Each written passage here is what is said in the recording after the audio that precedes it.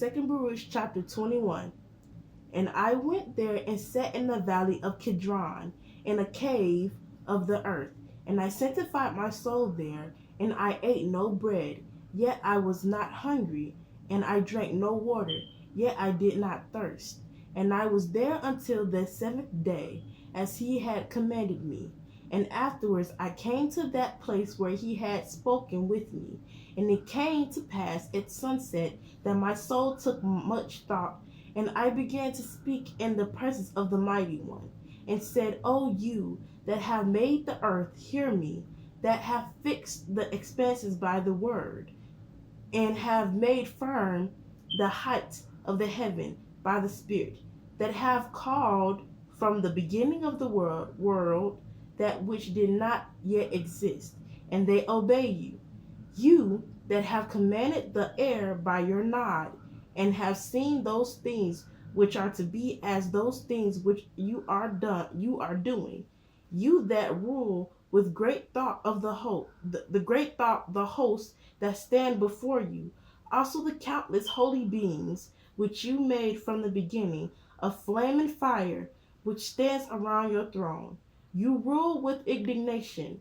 To you only does this belong, that you should immediately do whatever you wish. You who cause the drops of rain to rain by many number on the earth, and alone knows the consummation of the times before they come.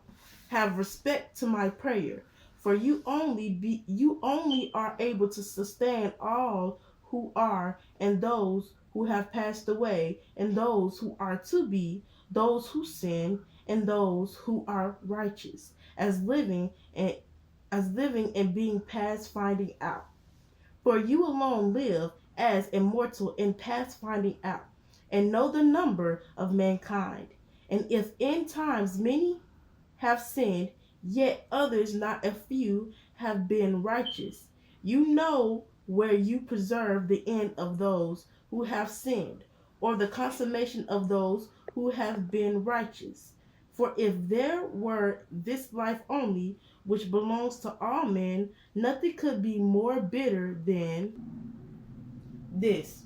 For what profit is strength that turns to sickness, or fullness of food that turns to famine, or beauty that turns to ugliness?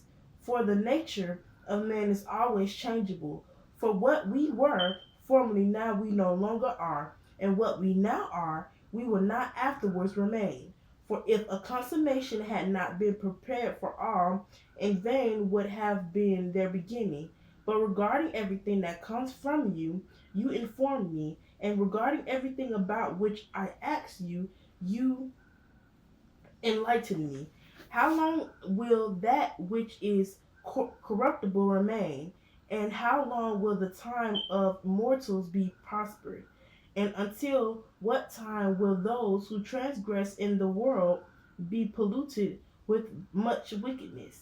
Therefore, command in mercy, and accomplish all that you said you would bring, that your might may be made known to those who think that your long suffering is weakness, and show to those who do not know that everything that has befallen us in our city until now has been according to the long suffering of your power. Because on account of your name, you have called us a beloved people. Therefore, henceforth, bring mortality to an end, and reprove the messenger of death accordingly, and let your glory appear, and let the might of your beauty be known, and let Sheol be sealed, so that from this time forward it may not receive the dead, and let the treasuries of souls restore those which are enclosed in them.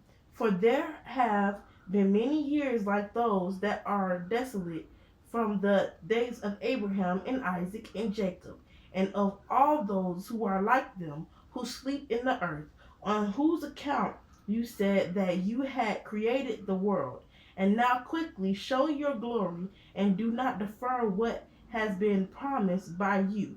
And when I had completed the words of this prayer, I was greatly weakened.